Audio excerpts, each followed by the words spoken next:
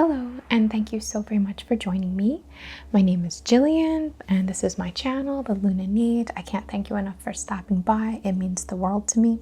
And those of you who are regulars here, I'm asking for your feedback. What I'm doing in this video is separating, if you're familiar, separating the intro, the context, the conversation from the more meditative ASMR style energy work session. So for people who really like the chat and the opportunity to, again, chew on some ideas, self-reflect, or get a little bit more of the convo going around these themes, whatever our video themes are. For this one, we're going to be talking about disconnection, when we're feeling disconnected, and focusing on reconnecting and all that means, at least from my perspective here.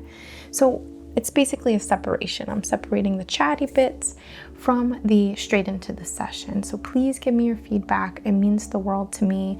I'm not going to say this every single time that I do one of these. This is the one, the initial. So thank you so much. I wanted to have a conversation about feeling disconnected. And I realized that we may feel disconnected in a variety of ways, as in, from a more spiritual, meditative, self-reflective sort of perspective. We may say we feel disconnected from spirit or even disconnected from ourselves, but we might feel disconnected from our passions, from our purpose, from our partners, from our relationships, friends and family, from the world, or even from our bodies, right? So this feeling of somewhat difficult to describe, but disconnection can manifest, or we can experience it in a variety of different ways. I can really only speak from my perspective, of course, or from my direct experience.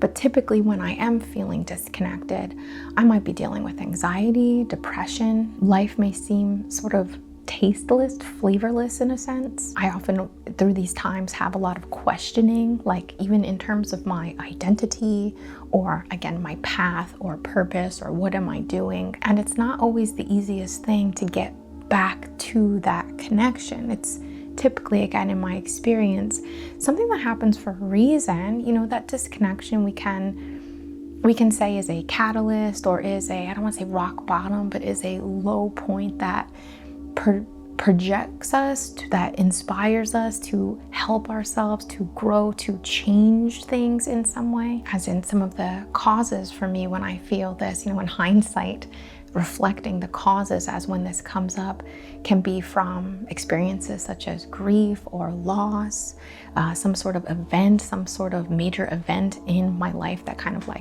spins everything around, and I can't decide or determine which way is up. I might be burnt out or burning out, and this is what's causing this. I might be in a phase as well where I'm stalling my own growth, as in I am getting impulses, instincts, experiencing sort of an aha or red flag, or something that is telling me to do one thing, or confirming or validating something for me, but I still don't listen to myself. I don't listen to these impulses, and I, in that regard, end up kind of straying, if I could put it this way, further from my path, further from my alignment with my purpose. I call these periods as well when I am less than confident in where I'm at, or what I'm doing, or who I am, or what I'm connected to, or what is meaningful to me. I call this a soft shell crab period, where I'm more sensitive, I'm more, perhaps you could say, easily manipulated or easily distracted. I'm not at my best self. I'm not at my most vital, vibrant, confident, and energetic self. And it truly is a very uncomfortable feeling when we feel disconnected. We might lose interest in things. We might find much less joy in our experiences. We might close ourselves off from things that are good for us, and talk ourselves into things that are bad for us, quote unquote bad for us, or unaligned, because we're trying to make ourselves feel better. We're just trying to get through this period. And I think there's something to be said for that. I think there's something to be said for the lulls, or the dark night of the soul, as they call it, or the down times. We need the down times, in a sense. We need to disconnect from ourselves, to reconnect, or tune into our own skills, tools, willpower, choice, like activating our own choice to connect with ourselves, to be in alignment with our actions, to our purpose, to what is meaningful to us, what brings us joy. So it's a really powerful thing, even though during it, it's very uncomfortable and I wouldn't wish it on anyone, you know? I'm sure that we have all felt this way, you know, in some time in our lives we have felt this way. And if you are presently experiencing this, I just want to send you some words of encouragement that this is a life of ebb and flow. Obviously, I know you know this, it can't be all highs. We need the lows for perspective, for depth, to learn about ourselves, and for change. In alchemy, there is a process of boiling down, I'm using not the best terminology here, but like boiling down the components of lead or difficulty to extract the gold of the situation. And that might be different in different times of your life, what that gold is. But ultimately, you know, in a simple way to say, it is a lesson. It is growth. It is a catalyst for change. And it is a time to understand yourself even further. I'm going to, of course, create a session for us to support this, but beyond, of course, meditation, beyond, of course, journaling, self-reflection, and you know, the woo-woo energy work, the way that we connect with spirit or ourselves or the subtle or God or the world or purpose or passions, you know, they're all separate, but they're all connected, right? And whatever way you're feeling disconnected or all of the above, it doesn't have to just be woo-woo stuff that gets us back there. Obviously, therapy or therapeutic practices are quite helpful. I find that creativity, expressing yourself, maybe you don't have the words to put this together, but writing a poem or drawing a picture or taking photography, you know, like doing some photography or editing photos might be something that you enjoy.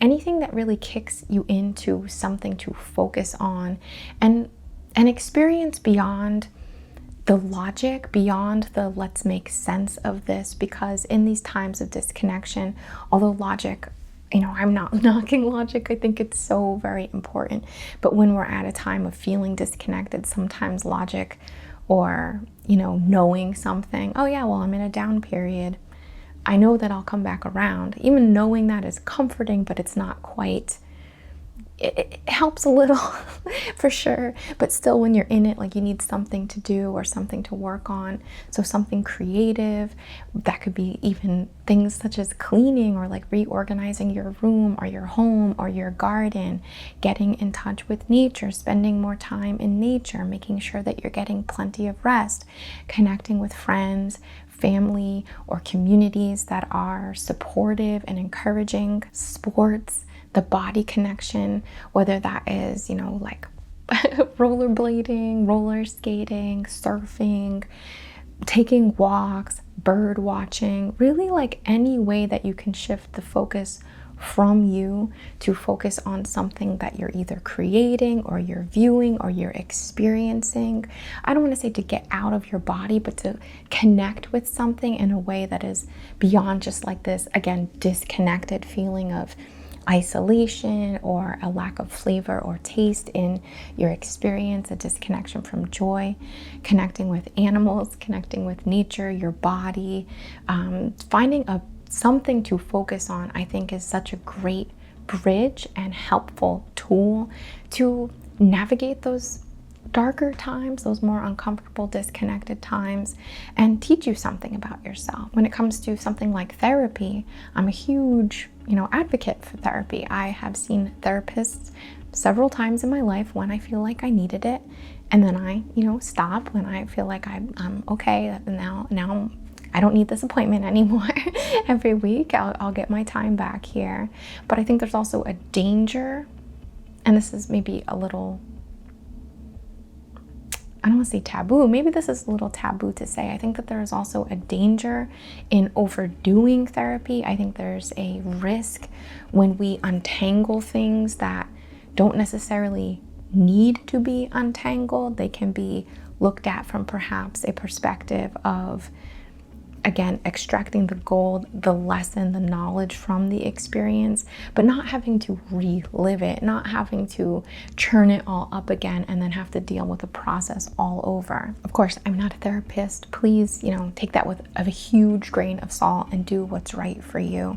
But I'm just encouraging here a little more of the tool or the modality or the method of connecting with a passion without putting a lot of pressure on it through something else that you can enjoy, that you can wrap yourself up in, and find passion and experience without a lot of pressure, like an easy way to reconnect. Connecting with your body, again, whether that's walking, biking, yoga, a personal solitary practice, or something in group, or some other form of communal activity, can be another great way to reignite the feeling of connection. And in terms of connection and forming rapport again, I think it's important to allow ourselves to change, right? So maybe this feeling of disconnection or of confusion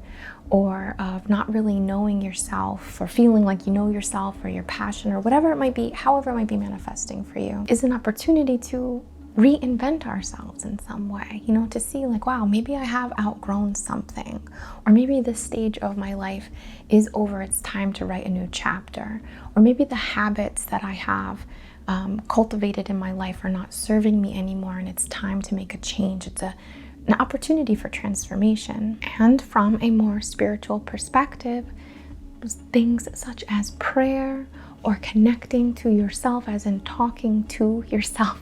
I know it sounds a little strange, right? But like talking to yourself, getting to know this new version of you, or getting to experience your passions evolving, or what's meaningful to you in an evolutionary sort of perspective. I'm sure many of you can relate to this. If you ever connect with friends or people that you don't see in a long time, or maybe you see them all the time and they still do this, but let's say, for example, like a high school friend, and you see them 10 years later and they're just still talking about how you were in high school. Meanwhile, you are a totally different person at this point, and you kind of leave that conversation like, wow, like they still see me that way, or wow, they're not really getting it that I'm a different person. I might not even be able to hang out with this person anymore. I'm glad I don't see them that often, because it wasn't very satisfying to be held in a way that I no longer am, or to be seen or treated in a way that I no longer am.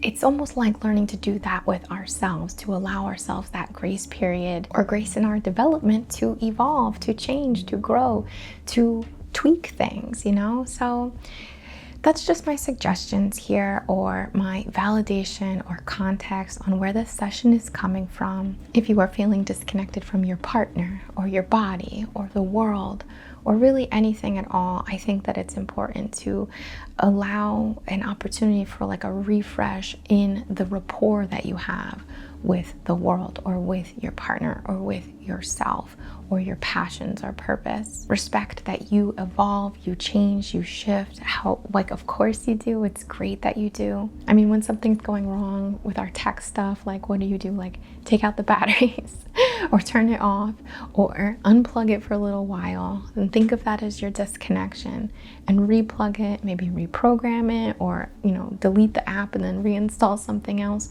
But look at it as a time for you to be able to change.